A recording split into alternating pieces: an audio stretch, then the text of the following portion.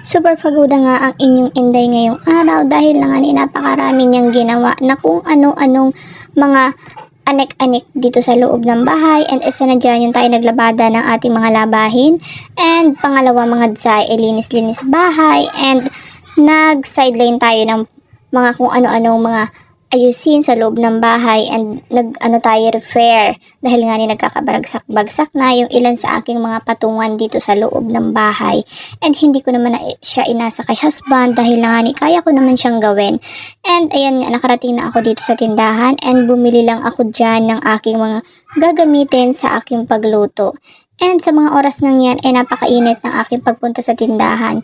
Yan ay nasa 2 PM yan. Grabe talaga yung init sa mga oras na yan. And humingi nga din pala ako dyan ng dahon ng sili sa aking friendship. And isa sa nakakatuwa dito sa kanyang sili, ang gaganda ng dahon niya at talagang ang tataba. At saka nakakatuwa kapag ganito yung dahon ng sili na yung mga dahon niya is wala siyang mga sira-sira, as in ang cute talaga. And meron din naman sana akong ganitong tanim sa bahay, kaso lang mga dzay, naubos yung dahon dahil nga ni pinaglalamon naman ng manok ni daddy yung dahon ng sili sa bahay. So ang nangyari mga dzay, ang natira ay yung katawan ng sili. So naging kalansa yung sili mga dzay. Ay nako, sayang naman. Kaya ayan, tuloy wala akong nagamit sa aking lulutuin. Kaya ang nangyari, ako'y nanghingi dahil na nga ni yung sili ko sa bahay, ganun yung nangyari. And dumaan nga lang pala ako dyan sa mga nakatambay sa daanan dahil nga ni tinawag tayo. And umalis din naman ako kaagad dahil nga ni ako ay merong gagawin. Tapos dumaan ako ulit sa tindahan para nga ni bumili naman ng aking isasahog dito sa aking lulutuin. Kahapon nga mga dzay, hindi ako nakapag-upload ng aking content dahil na nga ni hindi ako nakapag-voice over. And then, ako naman sana ay nag-try mag-voice over ng 7:30. Kaso lang mga mare, meron dumating akong bisita. So, ang nangyari, hindi ako nakapag-voice over. Tapos, pagdating nga ni husband kagabi, may dalang lutuin. So, talagang hindi ko na naisingit yung aking gagawin. So, ang naging ending, wala tayong nai-upload. Dahil na nga ni, ayun, mga mare, inabot na ako ng gabi. Tapos, nung ma-voice over na ako, ayun, umingay-ingay na yung paligid. Nagbili naman sana ako mga badzay ng boya. Sabi nga ni yun daw ay noise reducer. Pero bakit ganoon? Kapag ginagamit ko siya, dinig na dinig pa rin yung ingay ng paligid. Tapos kung may sumasalita dyan or kung may nagpupukpuk man, etc. as in dinig din lahat. Kaya hindi ko alam, parang useless lang din yung aking pagbili ng boya. Sayang lang. Tapos hindi ko na nga siya nagamit. Tapos hanggang ngayon, hindi ko pa siya ginagamit. Tinistingan ko kasi siyang gamitin ng isang beses. Tapos, nung i-play ko yung aking pagbo-voice over, para siyang sumisinik. Hindi ko maintindihan kung bakit ganon siya. Kaya ang nangyari, nung gamitin ko siyang i-try i-voice over, hindi ko rin na-i-upload dahil na nga ni sumisinik siya. Na hindi ko alam kung anong naging dahilan niya at hindi ko rin masabi kung yung boya bang nabili ko ay sira or meron siyang depekto.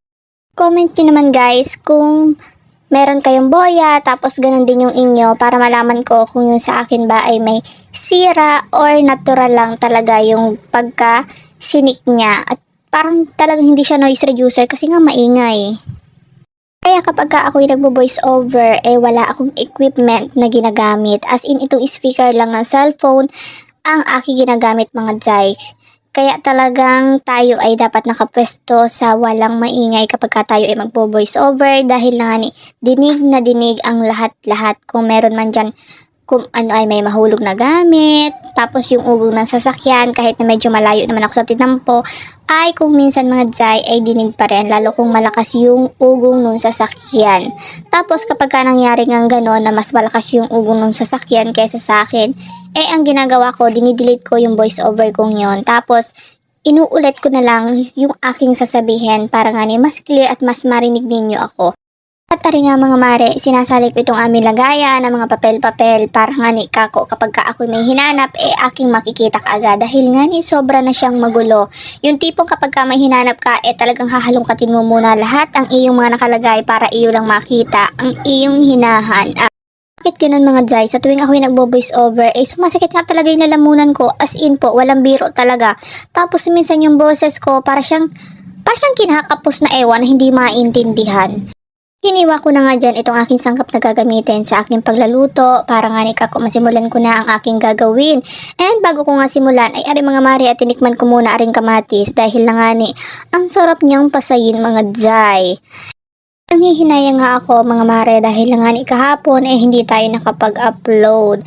And sabi ko nga ni, doblehin ko na lang kaya yung aking i-upload ngayon para nga ni mabawi ko naman yung kahapon na hindi ko na-upload. Pero nga ni, nanghihinayang pa rin ako mga day dahil nga ni kahit papaano, sana ay meron tayong na-earn kahit na yan ay piso lamang 'di ba mga jay.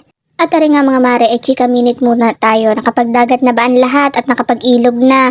And ako lang yata ang hindi nagdagat sa aming magkakaibigan mga jay. Halos lahat sila ay mga naliligo sa dagat. Super init naman kasi kaya parang nawalan ako ng ganang maligo dahil na nga yung araw talaga as in tirik na tirik. Paano ka naman makapagsasaya kapag kagayaan yung init as in sobra? Yung tipong maha-high blood ka at hihimatayin ka sa sobrang init. Mas maganda nga yata talaga kapag ka mag-outing na ganyan, gabi. Yung mag-overnight kayo ng iyong mga pamilya at kung sino man ang nais ninyong isama mga jay. And ayun na nga, dahil nga tayo ay hindi naman nagdagat, andito lang tayo sa bahay the whole day and the whole night mga jay. And ayun na nga for the luto-luto lang ang first son dahil nga wala naman tayong ganap.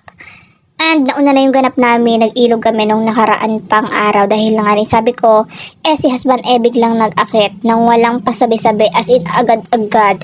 And ayan na nga, naluto na yung aking nilutong ulam. And syempre mga jay, titikman natin kung ano man ang lasa niyan. Kung yan ba ay masarap. Aba syempre, masarap yun mga jay dahil niluto ko po iyan. O diba, pak, ganyan, ang sarap, charis. Kapag lagi nga pagluluto ang iyong content mga day, malamang at sa malamang, talagang tataba ka at talagang wala ka ng magiging curve kapag kaganito na puro kain ang alam. And ayan na nga mga day, dahil nga nitong mga nakaraang araw, puro luto-luto tayo. And kung napapansin ninyo, ay hindi na rin tayo nakakapag-reels. Dahil na nga puro kain ang first son, ganun, nalimutan na mag-reels.